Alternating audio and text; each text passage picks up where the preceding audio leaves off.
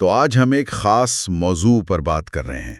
یہ فلسطین اسرائیل تنازع پر حضرت آغا خان کے وہ تبصرے ہیں جو کئی دہائیوں میں مختلف انٹرویوز میں سامنے آئے۔ جی بالکل۔ دیکھتے ہیں کہ وقت کے ساتھ ساتھ اس پیچیدہ مسئلے پر ان کے خیالات میں کیا چیزیں نمایاں رہیں۔ جی، اور ہمارا مقصد یہ ہے کہ ان بکھرے ہوئے تبصروں سے، جو آپ کہہ لیں تقریباً 1970 سے لے کر 2010 تک پھیلے ہوئے ہیں، ان سے اہم نکات اور سوچ کے زاویے نکالیں۔ صحیح۔ اور یہ یاد رکھنا بہت ضروری ہے کہ یہ کسی ایک مکمل آپ کہہ لیں خطاب کا حصہ نہیں، بلکہ مختلف مواقع پر پوچھے گئے سوالوں کے جوابات ہیں، ان کے اقتباسات ہیں۔ ٹھیک ہے، تو چلیں ان کو دیکھتے ہیں۔ سب سے پہلے میرے خیال میں 2010 کا ایک انٹرویو ہے جہاں پائیدار امن کی بات ہوئی تھی۔ وہاں کیا خاص نقطہ تھا؟ وہاں جو سب سے اہم یا بنیادی نقطہ تھا وہ ایک قابل عمل فلسطینی ریاست کا قیام تھا، یعنی ایک ایسی ریاست جو واقعی حقیقی معنوں میں چل سکے۔ اسے امن کے لیے بالکل ناگزیر قرار دیا گیا۔ اچھا، یہ تو ایک سمجھ میں آنے والی بات ہے، لیکن اسی انٹرویو میں ایک اور شرط بھی تھی جو شاید تھوڑی حیران کن ہو۔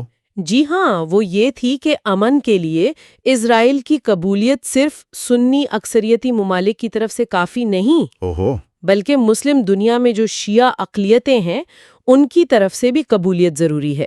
عراق، بحرین، لبنان، شام جیسی جگہوں کا حوالہ دیا گیا جہاں شیعہ آبادی اہم ہے۔ اچھا، شاید اس لیے کہ خطے میں اگر دیرپا امن لانا ہے تو ایک وسیع تر اتفاق رائے کی ضرورت ہے تاکہ کوئی پراکسی وار یا تنازع نہ شروع ہو جائے۔ یہ واقعی گہری بات ہے۔ اچھا، پھر تھوڑا پیچھے چلتے ہیں۔ 2006 کے ایک انٹرویو کا ذکر ہے، وہ غالباً افغانستان کے الیکشنز پر تھا۔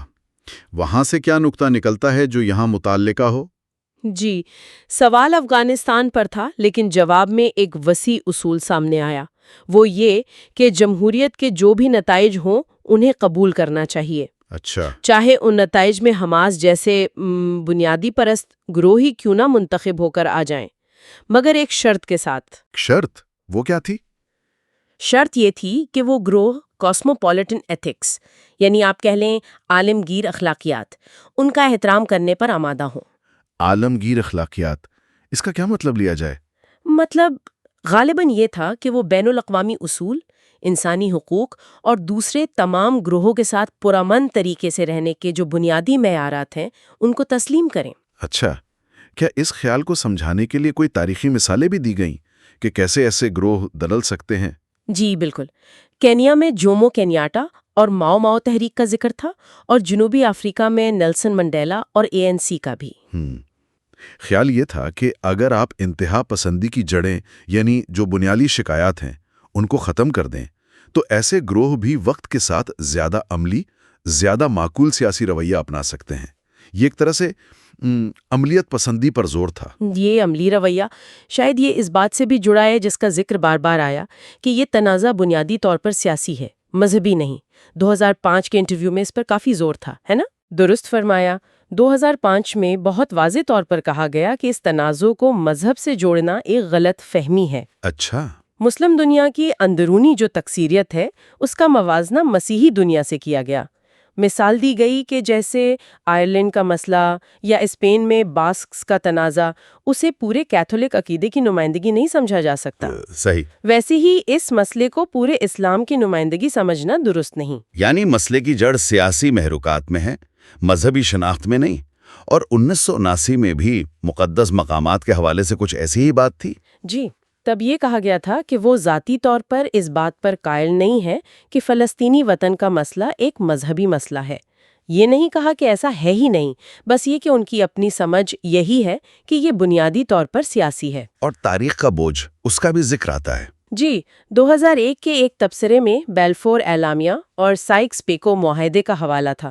اسے ایک خوفناک تاریخی وراثہ یعنی ٹیریبل ہسٹوریکل لیگیسی کہا گیا، جسے حل کرنا ابھی باقی ہے۔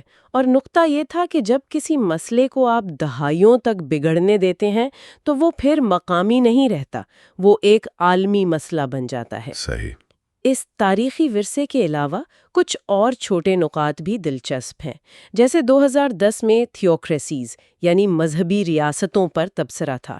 ایران، اسرائیل، سعودی عرب کا ذکر کرتے ہوئے کہا گیا کہ سیاستدانوں پر اور خدا پر چھوڑ دینا چاہیے۔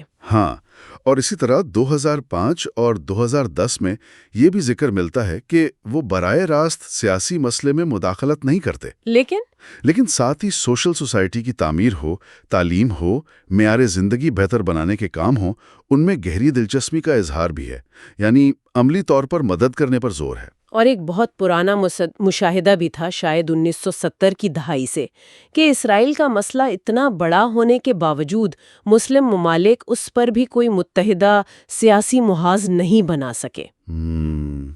جس سے شاید یہی ظاہر ہوتا ہے کہ قومی اور سیاسی مفادات اکثر زیادہ اہم ہو جاتے ہیں۔ جی، ایسا ہی لگتا ہے۔ تو اگر ان تمام بکھرے ہوئے نکات کو جوڑیں تو ایک مجموعی تصویر کیا بنتی ہے؟ ایک قابل عمل فلسطینی ریاست کی ضرورت، تنازع کی سیاسی نوعیت پر زور، تاریخی پس منظر کو سمجھنا اور منتخب گروہوں سے ڈیل کرنے میں عملیت پسندی، یہی اہم باتیں لگتی ہیں۔ یقیناً ان تبصروں سے جو مجموعی سوچ نظر آتی ہے وہ سیاسی حقیقت پسندی کی ہے، مذہبی اور سیاسی شناخت میں فرق کرنے کی ہے، مسائل کی جڑ تک جانے کی کوشش اور مختلف حالات میں ایک آپ کہہ لیں عملی نقطۂ نظر اپنانے کی تلقین ہے۔ یہ ایک لمبی مدت کا ویو ہے۔ اور آخر میں سننے والوں کے لیے ایک نقطے پر سوچنے کی دعوت، ان تبصروں کی روشنی میں خاص طور پر وہ جو 2001 میں خوفناک تاریخی ورثے کا ذکر تھا، اسے حل کرنے کا چیلنج۔ یہ طویل مدتی نقطہ نظر آج کی صورتحال کو سمجھنے میں کیسے مدد دے سکتا ہے؟ تاریخی شکایات اور مستقبل میں ساتھ رہنے کی جو عملی مجبوریاں ہیں، ان کے درمیان توازن کیسے قائم ہو؟ یہ ایک بڑا سوال ہے۔